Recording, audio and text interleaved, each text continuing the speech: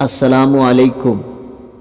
آپ دیکھ رہے ہیں قاصر ٹی وی کی خصوصی کاوش سیرت مصطفیٰ جان رحمت صلی اللہ علیہ وسلم سیریز۔ سامعین و ناظرین، آئیے اس سیریز کا چوتھا حصہ سماعت کیجیے۔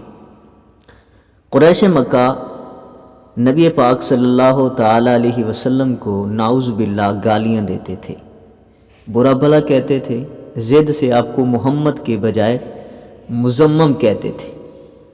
تو کسی صحابی نے جب سنا تو آقا کریم علیہ السلام کی بارگاہ میں دوڑے ہوا آئے اور عرض کرتے ہیں، یا رسول اللہ صلی اللہ علیہ وسلم، وہ کافر قریش مکہ آپ کو گالیاں دے رہے ہیں، وہ نعوذ باللہ مزمم کہہ کے آپ کا نام لے رہے ہیں۔ تو آقا کریم علیہ السلام نے فرمایا، تم کیوں پریشان ہوتے ہو؟ وہ کسی مزمم کو برا بھلا کہہ رہے ہیں، میرے رب نے تو مجھ کو محمد بنا کے بھیجا ہے۔ نبی پاک صلی اللہ تعالی علیہ وسلم کی خدمت میں نجاشی شاہ حبش کا ایک وفد آیا، تو آقا کریم علیہ السلام نے کسی کو موقع نہ دیا ان کی خدمت کا۔ آپ نے فرمایا کہ یہ میرے بھیجے ہوئے وفد کے میزبان ہیں، میرے صحابہ کے میزبان ہیں، تو میں ان کی مہمان نوازی کا عوض دینا چاہتا ہوں۔ اکثر مرتبہ خادمہ کے ساتھ مل کر کھانا پکاتے، جب وہ تھک جاتی اس کے ساتھ چکی پیستے، بازار سے بوجھ اٹھا لانے میں آر محسوس نہ کرتے، غنی و مفلس ہر دو سے برابر کا مصافحہ کرتے، خود ہاتھ نہ چھڑاتے جب تک دوسرا ہاتھ نہ چھوڑ دیتا۔ ہجوم حج میں کوئی شخص لوگوں کو ہٹانے والا آپ کے آگے نہ ہوتا اور اسی بھیڑ میں آپ بھی گزرتے۔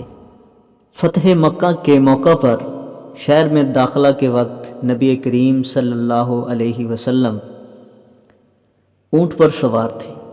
کیفیت انکسار سے سر مبارک کو اس قدر جھکا رکھا تھا کہ پیشانی مبارک کجاوے سے لگتی جا رہی تھی، تاکہ کسی شخص کو انسانی فتح کا دھوکہ نہ ہو۔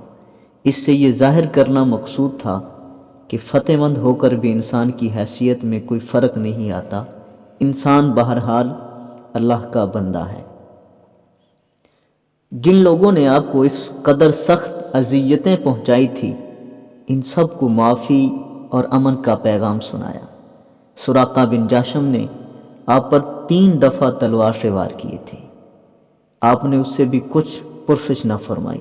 حبار نے آپ کی بیٹی سیدہ زینب کو نیزہ سے زخمی کیا تھا اور وہ اسی زخم سے فوت ہو گئی تھی۔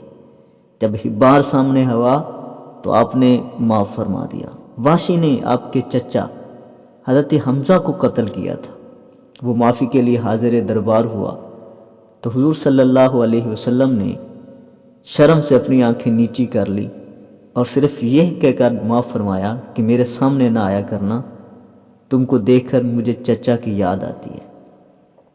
جنگ احد میں آپ کے دندان مبارک شہید ہوئے، خود غار میں گر گئے۔ بعض صحابہ نے بد دعا کی درخواست کی تو فرمایا، اے اللہ میری قوم کو ہدایت دے دے، وہ جانتے نہیں ہیں۔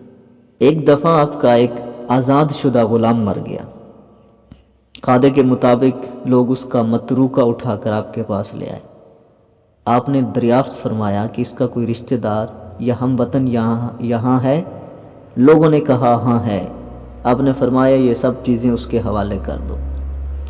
ایام طفولیت میں جب آپ کی عمر صرف 12 سال کی تھی، چند لڑکے آپ کے ساتھ بکریاں چرایا کرتے تھے۔ یہ لڑکے رات کو باری باری شہر جاتے اور کہانیاں سنا کرتے۔ ان لڑکوں نے 2 مرتبہ آپ کو بھی سننے کی ترغیب دی اور بڑے اصرار سے شہر بھیجا، لیکن نبی معصوم صلی اللہ علیہ وسلم دونوں مرتبہ منزل تک نہیں پہنچے۔ رستے میں ہی جہاں نیند غلبہ کرتی سو جاتے اور جب بیدار ہوتے تو سیدھے ریوڑ میں چلے جاتے۔ ان 2 واقعات کے سوا آپ نے ساری زندگی میں کبھی کھیل تماشے کا قصد بھی نہیں کیا، اور یہیں بے لوث زندگی مخالفین نبوت کے لیے ایک ناقابل تردید ثبوت قرار پائی۔ جب کبھی قریش نے آپ کی تکذیب کی، آپ نے فرمایا، اے قریش، میں نے نبوت سے قبل ایک طویل زندگی تمہارے سامنے گزاری ہے، کیا تم غور نہیں کرتے؟ یہ پر حقیقت عظیم الشان آواز برابر 23 سال تک ملک عرب کی فضاؤں میں گونج پیدا کرتی رہی، مگر کوئی انسان اس کے جواب میں لب کشا نہ ہو سکا۔ ابو طالب آپ کے چچا سے زیادہ آپ کے بچپن کے حالات سے کون باخبر ہوگا؟ وہ فرمایا کرتے تھے، میں نے نہیں دیکھا محمد نے بچپن میں کبھی جھوٹ بولا ہو، ہنسی مذاق کیا ہو یا کوئی جہالت کی بات کی ہو۔ ایام طفولیت کے سلسلے میں نبی پاک صلی اللہ علیہ وسلم نے فرمایا، میں نے 8 سال کی عمر میں مدینہ کے تالاب میں تیرنا سیکھا۔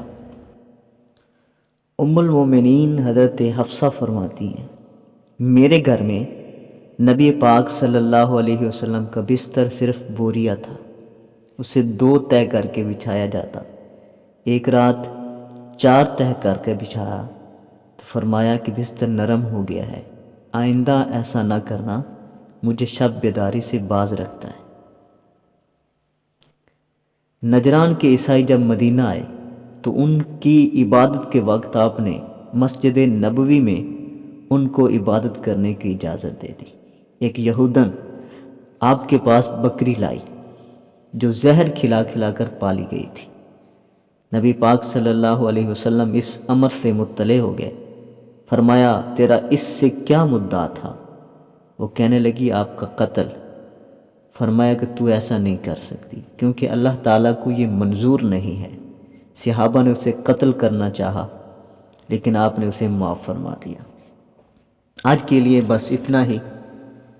اگر آپ کو ہماری ویڈیو اچھی لگے تو اسے لائک کر دیجئے، اپنی رائے کا اظہار کومنٹس میں ضرور کیجئے، اور مزید ایسی ویڈیوز کے لیے قاصر ٹی وی کو سبسکرائب کر لیجئے تاکہ ہماری آنے والی ہر ویڈیو آپ کو بآسانی مل سکے۔